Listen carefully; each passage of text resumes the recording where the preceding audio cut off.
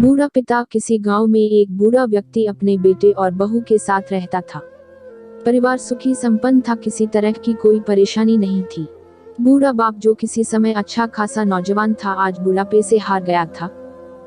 चलते समय लड़खड़ाता था, लाठी की जरूरत पड़ने लगी। चेहरा झुर्रियों से भर चुका था, बस अपना जीवन किसी तरह व्यतीत कर रहा था। घर में एक चीज अच्छी थी कि शाम को खाना खाते समय पूरा परिवार एक साथ टेबल पर बैठकर खाना खाता था। एक दिन ऐसे ही शाम को जब सारे लोग खाना खाने बैठे, बेटा ऑफिस से आया था, भूख ज्यादा थी सो जल्दी से खाना खाने बैठ गया और साथ में बहू और एक बेटा भी खाने लगे। बूढ़े हाथ जैसे ही थाली उठाने को हुए, थाली हाथ से छिटक गई, थोड़ी दाल टेबल पे गिर गई।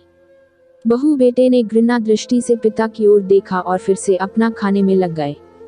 बूढ़े पिता ने जैसे ही अपने हिलते हाथों से खाना खाना शुरू किया तो खाना कभी कपड़ों पे गिरता, कभी जमीन पर।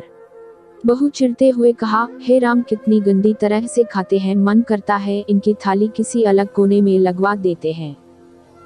बेटे ने भी ऐसे सिर हिलाया जैसे पत्नी की बात से सहमत हो।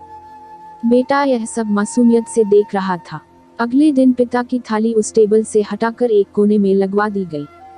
पिता की डबडबाती आंखें सब कुछ देखते हुए भी कुछ बोल नहीं पा रही थी। बूढ़ा पिता रोज की तरह खाना खाने लगा। खाना कभी इधर गिरता, कभी उधर। छोटा बच्चा अपना खाना छोड़कर लगातार अपने दादा की तरफ देख रहा था।